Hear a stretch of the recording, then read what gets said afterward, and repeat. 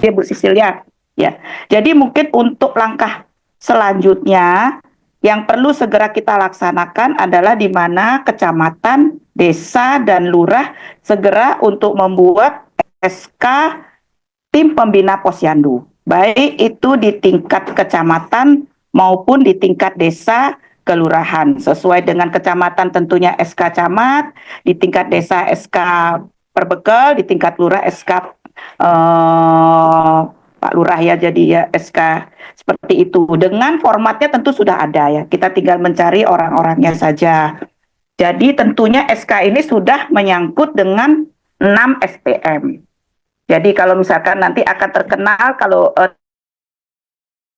TP PKK dengan 10 program pokok PKK, kalau sekarang posyandu dengan 6 SPM-nya. Tinggal nanti menambahkan menjadi anggota menjadi 6 bidang, disesuaikan saja dengan yang ada di desa atau kelurah tenaga yang ada maupun di camat. Bisa juga kita memanfaatkan di masing-masing bidang kan seperti pendidikan, kemudian sosial, terantip, itu saya kira di kecamatan dan di desa lurah tentunya ada ya sudah personil-personilnya seperti itu.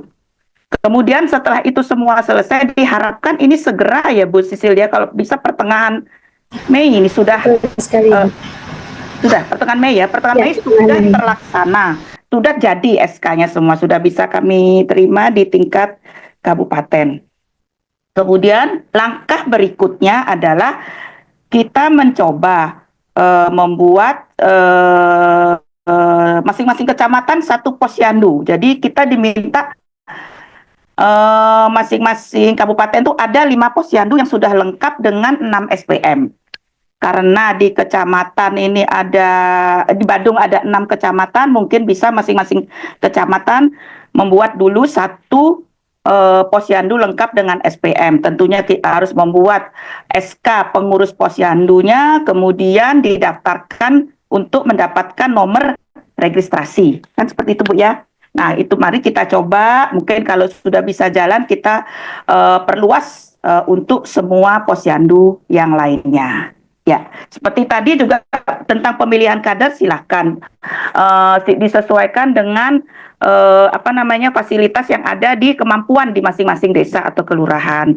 Kalau misalnya di masing-masing desa kelurahan hanya bisa 5 kader, ya 5 kader itu dibagi untuk bisa menjalankan 6 SPM. Tetapi kalau memang bagusnya mungkin kader posyandu yang dengan 5 kader itu tetap jalan, sedangkan SPM yang lain bisa masing-masing kader ditambahkan satu orang lagi, apa seperti itu, silahkan untuk masing-masing desa atau kelurahan. Jadi sesuai dia dengan di bidang pendidikan, di bidang sosial, terantip, perumahan itu mungkin disesuaikan dengan kemampuan dari masing-masing kader. Mungkin seperti itu ya awal tambahannya. Pesan saya memang kita semua mungkin masih bingung, tapi tidak perlu, yang penting kita kelembagaannya dulu yang ada. Jadi SK tim pembina posyandu kecamatan, SK tim pembina desa atau lurah, dan SK pengurus posyandu, satu posyandu yang lengkap dengan SPM di masing-masing kecamatan. Mungkin itu tambahan dari saya kembalikan lagi kepada Bu Kabid. Terima kasih. Baik, terima kasih dokter, terima kasih Bu Sisilia. Jadi Bapak dan Ibu, ada catatan khusus bahwa target kerja kita saat ini adalah membentuk kepengurusan dan tim pembina posyandu di masing-masing wilayah. Dan kemudian karena arahan dari Menteri Dalam Negeri bahwa di pertengahan bulan Mei kita harus minimal menyetorkan 6 kelompok posyandu untuk terregister, maka pada siang hari ini kami informasikan kepada para camat atau yang mewakili untuk masing-masing camat menunjuk dan membentuk minimal satu dulu kelompok posyandu, kepengurusan posyandu untuk akan kita register ke pusat atau ke Kementerian Dalam Negeri. Jadi masing-masing camat pada bulan Mei sudah memberikan kami data desa atau kelurahan yang akan kita registrasi bersama-sama ke pemerintah pusat. Baik Bapak dan Ibu, untuk selanjutnya saya akan buka sesi pertanyaan untuk 3 pertanyaan. Ada 1 pertanyaan yang sudah masuk ke chat saya. Saya Saya buka pertanyaan untuk tiga pertanyaan. Tiga penanya, silahkan Bapak dan Ibu. Kami berikan waktunya. Apakah ada yang mau ditanyakan? Sambil menunggu saya akan bahas pertanyaan yang masuk ke chat saya. Jadi ada yang bertanya Bapak dan Ibu bahwa eh, berkaitan dengan posyandu di luar kesehatan, kami selama ini tidak memberikan pelayanan Nike di luar katanya. Baik Bapak dan Ibu, memang betul tujuan siang hari ini adalah kami menginformasikan bahwa selama ini Bapak dan Ibu memang tidak pernah melakukan pelayanan di 5 SPM tambahan. Maka daripada itu, di siang hari ini kami memberitahukan, menginformasikan bahwa di masing-masing posyandu wajib ditambah 5 jenis pelayanan lagi, Bapak dan Ibu. Seperti yang kami sampaikan di depan, betul. Jadi selama ini memang tidak pernah ada pelayanan di bidang itu, tapi arahan dari Permendagri 13 2024 itu seluruh posyandu berubah paradigmanya. Jadi perubahan paradigma itu adalah perubahan secara signifikan. Jadi yang dulu kalau kita ngomong posyandu itu persepsi kita adalah pelayanan kesehatan ibu hamil, balita itu sudah tidak berlaku lagi. Tetapi kalau kita mau ngomongin posyandu sekarang, bahwa di dalam pos pelayanan terpadu itu ada pelayanan pendidikan, ada pelayanan kesehatan, ada pelayanan terantip, ada pelayanan PUPR, ada pelayanan perkim, dan ada pelayanan sosial. Jadi semuanya harus dirubah. Mau tidak mau, suka tidak suka, Bapak dan Ibu harus mengikuti arahan dari Permendagri ini. Jadi mari bersama-sama kita membentuk tambahan 5 pelayanan STM lagi di masing-masing kelompok posyandu Banjar, miring Bapak dan Ibu. Sesuai dengan SK yang sudah kami lampirkan di surat kami sebelumnya. Ada pertanyaan Bapak dan Ibu dari kelurahan mungkin? Mumpung kita bertemu saat ini. Wonten pertanyaan? Iya, silahkan.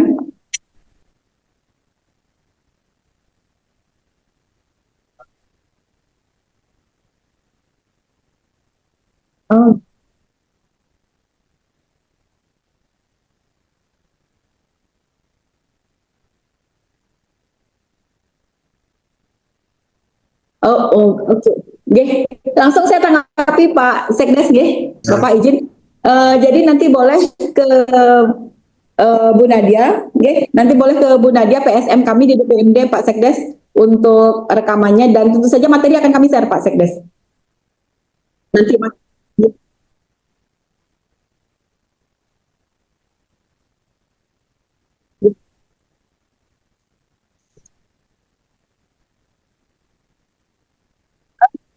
iya Pak Sekdes. Kami nih, jangan nih Pak. Apa di Takona? Boleh coba rekod nih. Bapak dari perwakilan Desa Pangsan, Durus Bapak. Ya, Om Swastiastu. Sudah. Om Swastiastu izin Ibu Kabid. Terkait dengan posyandu era baru niki, setelah kita baca hal ini sebelumnya terkait dengan Permen 13 2024, kami sudah baca-baca sebelumnya, jauh sebelumnya ya. Nah, namun dalam pergerakannya Perda sudah kita buat, namun terkait dengan menginisiasi Permendagri 13 2024 niki terkait dengan PP Posyandu, pengurusan itu masih menjadi bahan pertimbangan kita. Agak karena paradigmanya baru, karena ada 6 SPM yang sudah kita laksanakan hanya di kesehatan, kan Kintan Bunge, seperti yang disampaikan, dijelaskan tadi. Niki agak memang perlu proses Bung ya, sesuai dengan yang disampaikan tadi, sesuai dengan bidang-bidang, harus yang memahami tentang pendidikan, tentang pembangunan dan sebagainya. Kan Kintan ya. Untuk itu yang mungkin yang tanyakan tadi terkait dengan materi ya, itu materinya semua sudah ada memang di Permen ya, sudah disimpulkan oleh dinas ya, dari Bu Kabid, mohon nanti jadi di-share juga sebagai bahan kami dalam rapat ya, dalam proses pembentukan ini. Tentunya kami akan mengundang tokoh-tokoh mungkin yang paham terkait dengan bidang-bidang tadi, DSWM tadi. Itu mungkin langkah-langkah. Kalau tadi disebutkan pemberdayaan kader, karena kami di kader kesehatan punya 125 kader. Kalau itu izin karena kurang tepat, kan ya.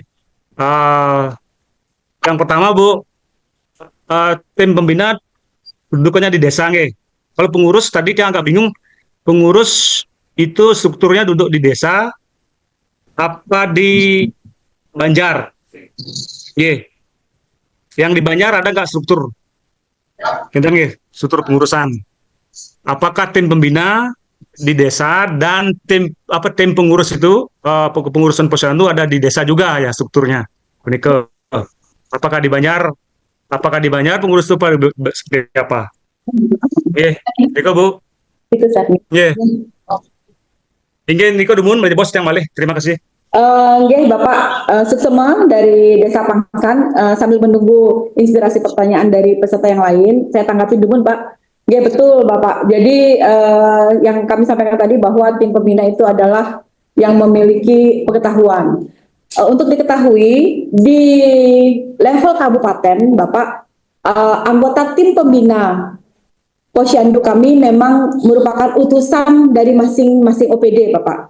Jadi kami di level kabupaten itu ada 6 OPD yang terlibat dalam kepengurusan. Jadi mereka semua adalah utusan dari masing-masing dinas pendidikan, dinas kesehatan, dinas sosial, dinas PUPR, dinas Perkim, dan dinas dari Kasatpol PP.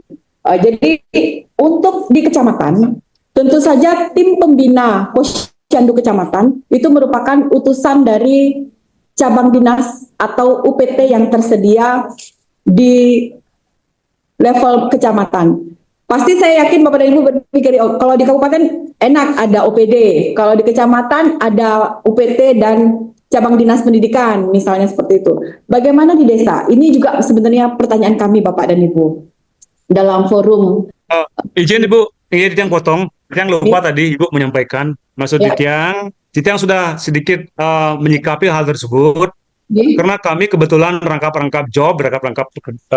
kegiatan program kan, kami di bidang pelayanan, salah satunya bidang kesehatan, pendidikan, sosial. Nah itu bisa menjadi bidang kami. Ketua bidangnya mungkin kasih pelayanan, mungkin seperti itu. Kalau Trantip kebetulan dikasih PEM. Terus pekerjaan umum dan perumahan rakyat itu ada dikasih Kesra. Mungkin kita punya 3 bidang aja.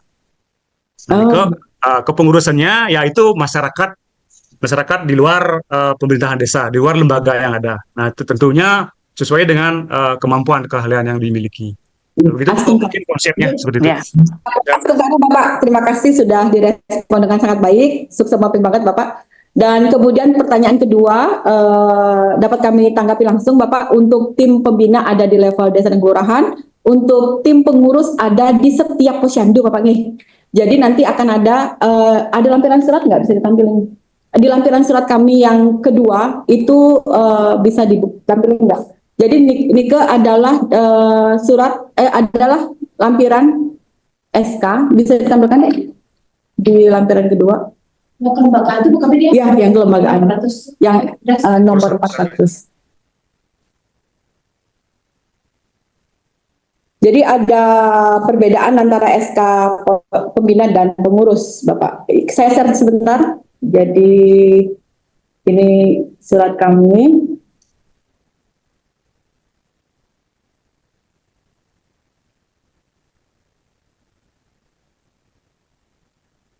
Ke bawah lagi.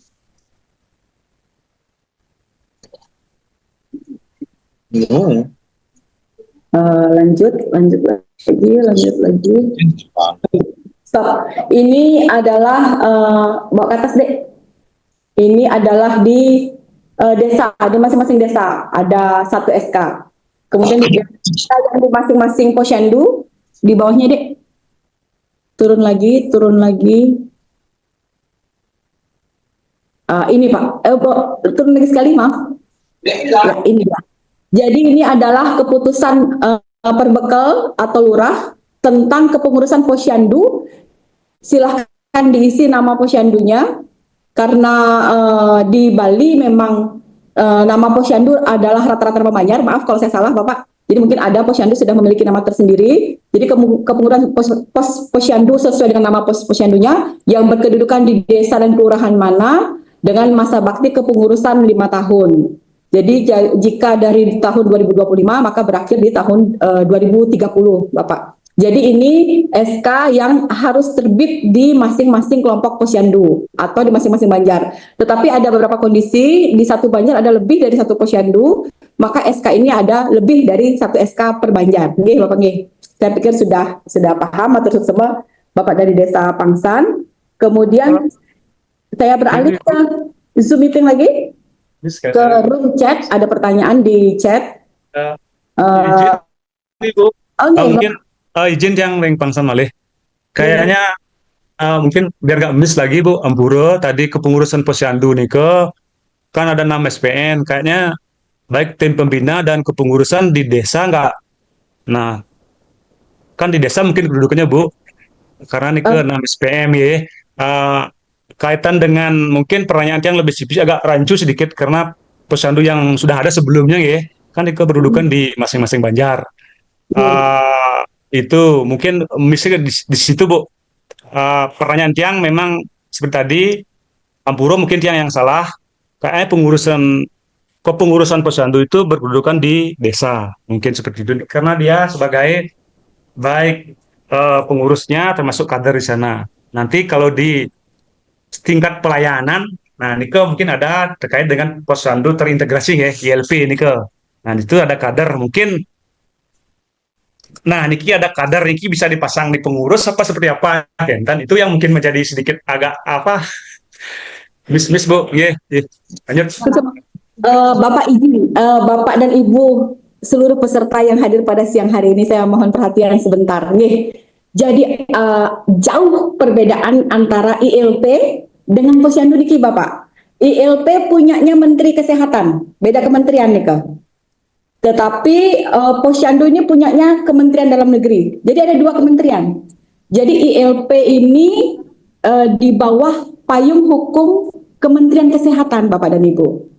Posyandu 6 SPM di bawah payung hukum Kementerian Dalam Negeri. Tetapi saya pernah juga bicara dengan beberapa Bapak dan Ibu dari desa.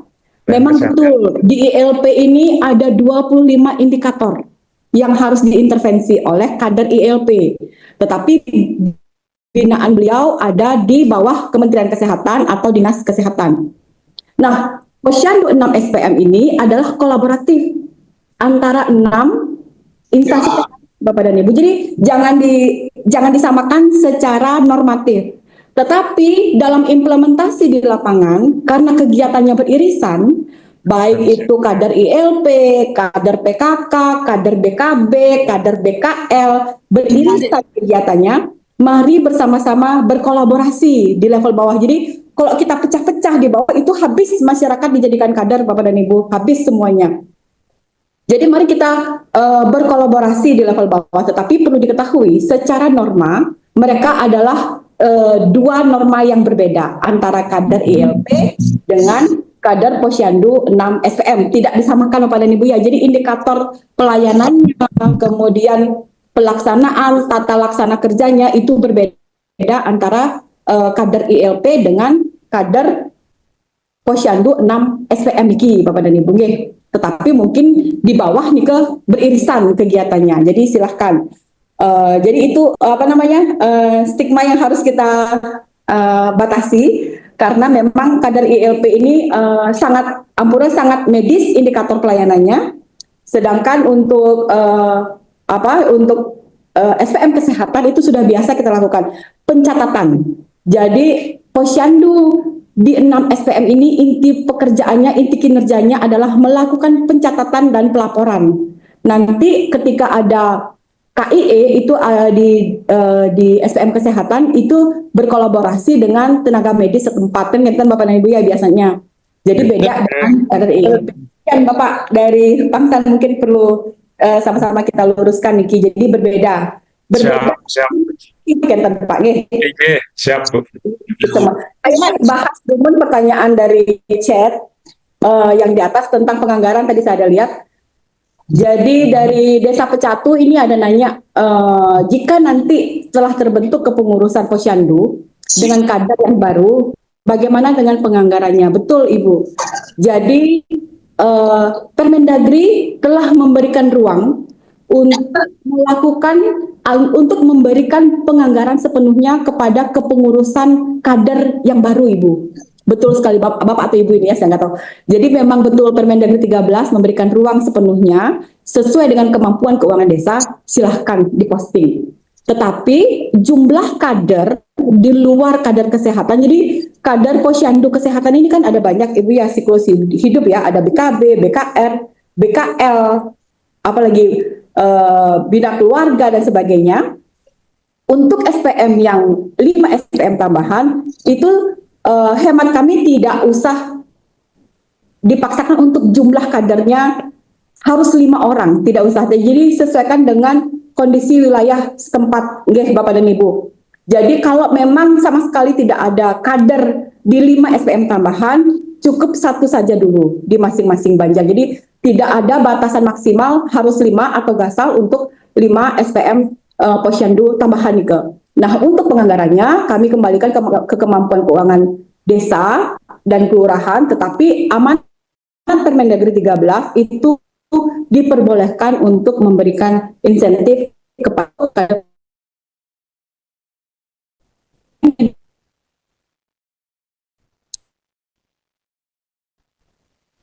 apakah ada pelatihan terkait dengan bidang 6 SPM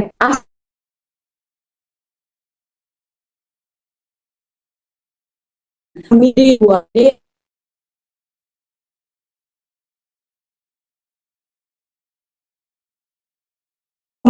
kami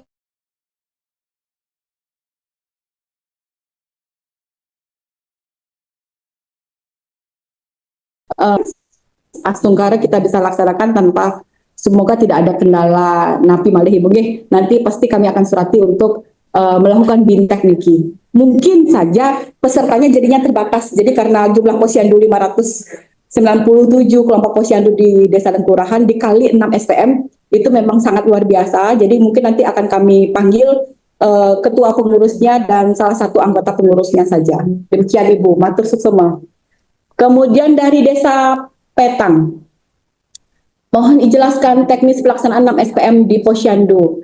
Jelaskan bentuk penganggaran untuk bisa kami anggarkan. Satu lagi Ibu, bentuk pelaporan seperti apa untuk mendukung kegiatan dimaksud. Baik, jadi untuk teknis pelaksanaan 6 SPM ini adalah pelayanan pengaduan Ibu. Jadi seperti tadi saya sudah jelaskan, ada setiap SPM itu ada indikatornya di materi yang saya jelaskan sebelumnya. Jadi di situ masing-masing 6 SPM adalah salah satunya adalah melakukan pelayanan pengaduan. Setelah ada pengaduan, maka orang yang duduk dalam kader 6 SPM ini memberikan KIE, komunikasi, informasi, dan edukasi kepada masyarakat. Jadi untuk format pengaduan tentu akan kami mungkin share pada saat Juknis nanti. Jadi saat ini kami juga belum menerima. Tetapi intinya apa yang dikerjakan adalah sesuai yang materi yang kami sampaikan sebelumnya, ada beberapa indikator. Namun dari semua indikator, pekerjaan utama kader adalah memberikan KIE, komunikasi, informasi, dan edukasi terhadap pengaduan masyarakat dari 6 pelayanan SPM tersebut. Untuk penganggaran di APBDes, betul Bu. Jadi penganggaran di APBDes tentu akan kami tuangkan dalam pedoman penyusunan APBDes yang diterbitkan oleh DPMD.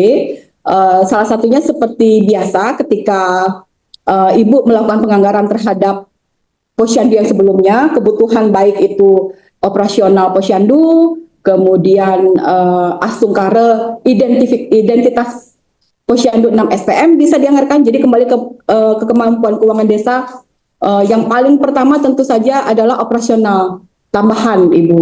Jadi operasional tambahan itu baik berupa ATK, papan data, kemudian wajah, lambang-lambang yang mengalami perubahan itu dapat dianggarkan di APBDes. Jika Ibu memiliki kemampuan keuangan yang lebih, mungkin bisa ditambahkan untuk seragam kadernya, pembelian PIN, dan sebagainya. Tetapi target kinerja kita dalam waktu dekat adalah pembentukan SK Dumun, pembentukan kelembagaan Dumun. Jadi bisa pelan-pelan kita anggarkan baik Astung Karedi Perubahan ataupun di Induk 2026. Tentu saja menunggu juknis dari kami di DPMD. Kemudian apalagi ini ya? Itu sudah. Baik. Ada pertanyaan lagi Bapak dan Ibu yang ini dari kantor Lurah Benoa. Jumlah kader kami sebelumnya 5 di masing-masing posyandu. Apakah boleh Ibu Kaling kita pakai 1 tambahan kader yang mengurus 5 SPM tambahan? Saya bertanya balik Niki Ibu dari kantor Lurah Benoa. Ibu Kaling adalah koordinator Dasawisma di posyandu maaf di PKK sepanjang apakah ibunya masuk di SK PKK sebagai koordinator Dasawisma di lingkungannya, dicek dulu Ibu. Tetapi memang betul kalau memang tidak ada lagi yang bisa Ibu tampilkan sebagai salah satu kader dari 5 SPM tambahan, terus Ibu silahkan dipakai dulu kalinya. Karena di PKK atau sebagai koordinator Dasawisma, Ibu Kalinya tidak memperoleh tambahan honorarium setahu saya. Jadi ketika yang bersangkutan memperoleh 2 jenis pengupahan, maka harus memilih salah satu ke basic. Biasanya Ibu pemikirannya. Jadi kalau dari 2 kegiatan tersebut ada 2 sumber dana, maka Ibu tersebut harus memilih salah satu. Apakah ibunya tetap menjadi Ibu Kaling atau menjadi kader pengurus posyandu. Tapi saran saya sih Ibu Kaling tetap Ibu Kaling, lebih baik dicarikan kader atau pengurus posyandu yang lainnya sehingga tidak terjadi hal-hal yang beririsan ibunya dari Kelurahan Benoa. Lanjut, apakah ada pertanyaan lagi di chat? Masa-masa Bu. Oke, dari Sedang, Bapak, durus. Matur semua niki Majanggala Ibu, selamat sore, meniki Om Swastiastu, Ibu Kabid. Nah, dalam hal niki ada penugasan dari pusat barangkali terkait dengan pembentukan lembaga baru, sudah barang tentu menjadi paradigma bagi desa, karena belum jelasnya juga karena waktu yang singkat dalam hal pemberian arahan barangkali selanjutnya ada arahan lebih lanjut untuk memang memperlengkap informasi terkait dengan pembentukan ini, Ibu. Nah, yang menjadi pertanyaan kami yang pertama adalah terkait dengan pengisian pengurus, Ibu. Yang kalau tidak salah kami menyimak tadi dari arahan Ibu bahwa lembaga posyandu ini terdiri dari 3 unsur, ada pembina, ada pengurus, dan ada kader. Nah, terkait dengan pembina, tadi Ibu membilang bahwa secara ex officio itu dijabat ada suami dari kepala desa. Nah, kami sedang situasi kondisi saat ini kami masih diperintah oleh PJ. Kan tidak mungkin rasanya istri dari PJ menjadi pembinaan posyandu di desa Sedang. Nah, sekiranya untuk mengisi hal tersebut dalam situasi kondisi sedang saat ini, siapa dari unsur-unsur apa yang semestinya kita pakai. Dan kemudian dalam pengisian unsur-unsur yang lain itu dari unsur-unsur mana yang kita ambil Ibu secara selektif, karena tadi ada persyaratan bahwa pengurus itu ataupun pembina itu minimalnya harus punya kemampuan, pengetahuan, ataupun inovasi dalam hal pembangunan dan perencanaan desa ini. Dan ke depan barangkali situasi kondisi di desa, kami sulit dalam hal itu Ibu, mencari orang yang selektif sesuai dengan keinginan kita. Itu kadang-kadang menjadi sulit. Dan ataupun bahkan kalau dipaksa pun itu pasti orang-orang yang tidak sesuai lah dengan harapan kami. Itu memang permasalahan barangkali tidak sedang aja yang menjadi atau mempunyai permasalahan seperti itu. Nah, barangkali untuk lebih jelas Ibu bisa memberikan kami dari unsur-unsur apa yang bisa kami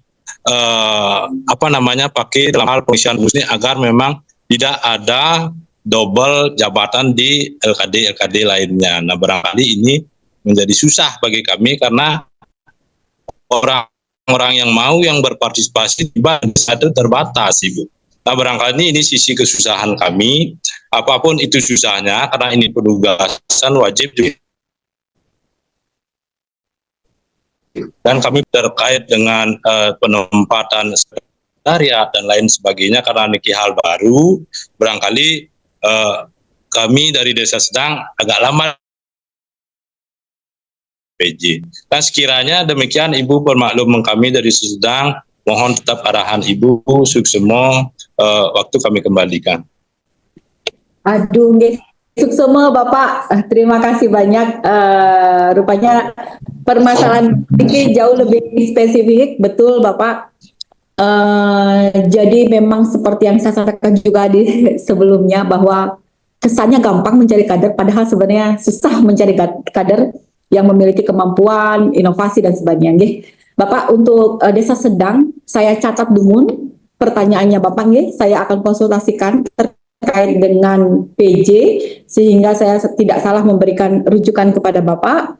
Apakah jabatan PJ dapat otomatis ex officio menjadi ketua tim pembina? Jadi akan kami arahkan pertanyaan ini ke pimpinan sehingga nanti Bapak bisa berproses untuk pembentukan SK. Ampun banget Bapak. Jadi saya tunda dulu menjawab karena saya harus konsultasi dulu sebelum memberikan advice kepada Bapak. Nggih, ampun banget Bapak. Sukses atas masukannya. Semoga. Kemudian saya lanjutkan ke chat room lagi Bapak dan Ibu. Niki ada pertanyaan dari Kerobokan. Kader Posyandu di Banjar ada beberapa orang yang karyawan, malah ada yang dokter yang dengan tugas yang bertambah. Bagaimana mekanisme pelaksanaan tugas kader Posyandu yang baru? Apakah bisa kader yang memiliki pekerjaan bisa tetap menjadi kader Posyandu dan khawatir akan kesulitan dalam membagi waktu antara pekerjaan dan memberikan pelayanan Posyandu? Bapak atau Ibu dari Kerobokan, waduh kalau ada seorang dokter yang masih mau menjadi kader Posyandu itu saya asungkan luar biasa. Jadi Bapak dan Ibu dokter ini memberikan pengabdian kepada masyarakat. Jadi luar biasa ketika kader Posyandunya adalah seorang dokter, itu adalah anugerah luar biasa menurut saya. Jadi memang diharapkan kalau kader Posyandu kesehatan adalah tenaga medis jauh lebih bagus Ibu. Jadi tidak apa-apa apakah yang bersangkutan seorang karyawan pun tidak apa-apa, asalkan tentu saja betul mampu membagi waktu. Syarat berikutnya, jadi mampu membagi waktu. Jadi memang ini adalah permasalahan daerah-daerah yang karena tidak mungkin ketika kami memaksakan bahwa kader itu adalah orang yang non karyawan misalnya, itu habis masyarakat karena hampir semua masyarakat adalah masyarakat pekerja saat ini. Jadi tidak apa-apa memiliki latar pendidikan, kemudian memiliki latar belakang insinyur, kemudian memiliki latar belakang petugas keamanan. Jika mau beliau terlibat sebagai kader Posyandu 6 SPM itu luar biasa. Astukar, silahkan. Jadi ini adalah kelompok pemberdayaan masyarakat. Jadi tidak ada hubungan dengan latar belakang. Maksud saya tidak apa-apa dengan latar belakang beliau, sangat bagus sekali, apalagi dari kesehatan, dari kepolisian misalnya, Ibu Polwan mau menjadi kader di bidang ketertiban umum dan kebencanaan, dulu Ibu tidak apa-apa. Sepanjang yang bersangkutan adalah warga. Jadi seperti yang saya sampaikan di materi sebelumnya, jika pindah wilayah bisa diberhentikan kadernya. Dia pindah KTP, pindah wilayah, kader tersebut bisa diberhentikan dari Posyandu 6 SPMG. Demikian Bapak dan Ibu dari Kerobokan. Terima kasih. Oh iya Ibu. Lurah langsung. Iya. Saya menyimak dari tadi Bu Kabit. Sukses sama Ibu. Sama-sama. Bapak dan Ibu, ini kita sudah 1,5 jam. Jadi pertama-tama saya mohon maaf. Jadi saya harapkan di bulan Mei masing-masing kecamatan sudah memberikan kami SK Posyandu Desa, SK tim pembina dan tim Posyandu di masing-masing wilayahnya. Kami masih memberikan tentu saja kami harapkan seluruh Posyandu itu sudah membuat SK sesuai dengan arahan yang terbaru. Tetapi jika belum, minimal satu kecamatan ada satu SK tim pembina Posyandu dan ada satu SK tim pengurus Posyandu di salah satu Banjar.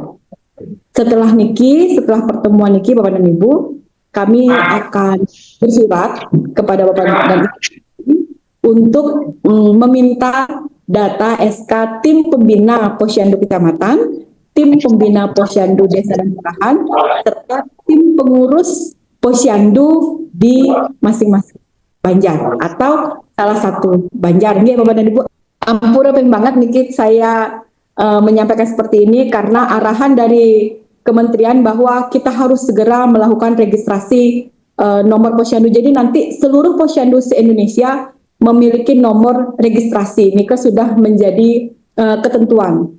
Jadi pelan-pelan kita akan melakukan registrasi untuk seluruh 597 Posyandu di Kabupaten Badung, kecuali seperti yang disampaikan tadi oleh Bapak dari Desa Sedang.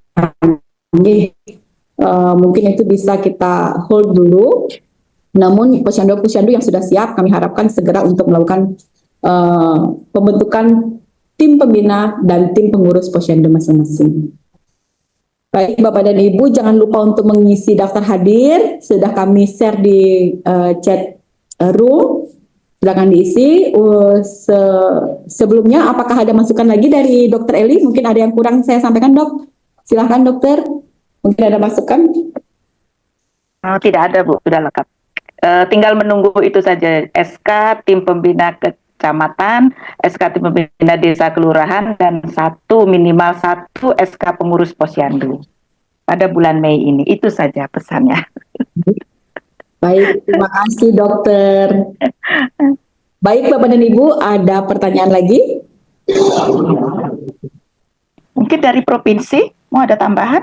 Oh iya, dari provinsi apakah ada tambahan?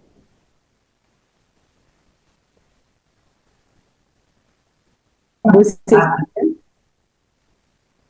Dari Kuta Utara ini sudah unmute, mungkin ada yang mau bicara dari Kuta Utara? Bu Desa, Bu Kabid, selamat sore, Swastiastu. Dek, di-share materinya ya? Bu Kabid, Ya. sebelum yang gini ya, untuk persiapan SK yang dari kecamatan, Ya. Apakah nunggu SK kabupaten dulu untuk membuat SK kecamatan? SK Kabupaten sudah terbit. Kalau Ibu perlu SK kami bisa share nanti Bu. Sudah ada. Ya jelas perlulah untuk ininya, untuk apa untuk acuan untuk membuat ininya Bu Kabid.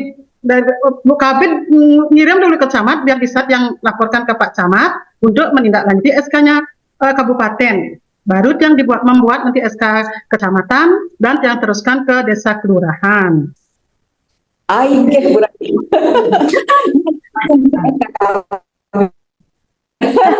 Terus untuk registrasinya nomornya di mana Bu Kabid? Di hukum apa di kecamatan?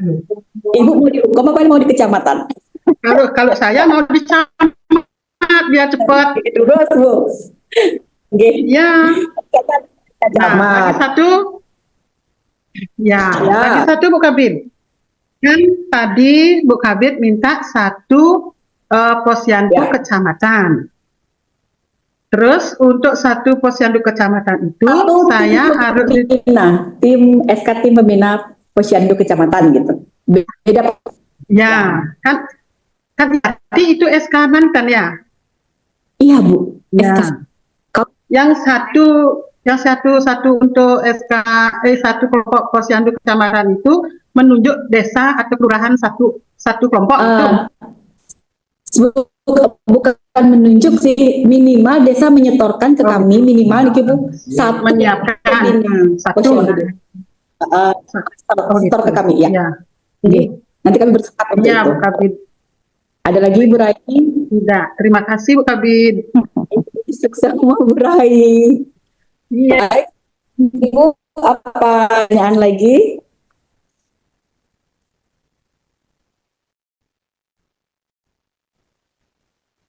Baik, jika tidak ada pertanyaan lagi, akan di-download materinya, rapat koordinasi hari ini. Jika ada yang tertinggal untuk mendownload materinya, nanti bisa menghubungi PSM kami, Bu Nadia, untuk materinya, ya Bapak dan Ibu. Selanjutnya, kami mohon kerjasama Bapak dan Ibu, mohon bantuan, mari bersama-sama kita mewujudkan ini, perubahan paradigma sesuai dengan Permendagri 13/2024. Kami dari DPMD Kabupaten Badung mengucapkan terima kasih banyak atas kerjasama yang baik dari Bapak dan Ibu. kami juga mengucapkan terima kasih dari narasumber provinsi, Ibu Dr. Eli, para camat atau yang mewakili, para perbekal dan lurah atau yang mewakili Bapak dan Ibu, dan kemudian mungkin untuk mempermudah komunikasi dan koordinasi,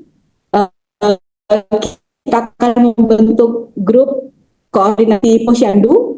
Jadi masing-masing Posyandu akan kami minta untuk satu nomor WA grup sehingga data dan informasi cepat sampai di desa dan kelurahan dan kelompok Posyandu masing-masing Banjar. Baik, Bapak dan Ibu, terima kasih sudah mengikuti kegiatan Zoom pada siang hari ini. Kami dari penyelenggara mohon maaf apabila dalam pelaksanaan Zoom meeting siang hari ini terdapat hal-hal yang kurang berkenan. Dan untuk selanjutnya kami buka ruang komunikasi melalui media lainnya, nggih Bapak dan Ibu. Demikian yang dapat kami sampaikan dan kami tutup siang hari ini dengan Parama Santi. Om Santi Santi Santi Om. Matur bersama Bapak dan Ibu. Selamat siang. Recording stopped.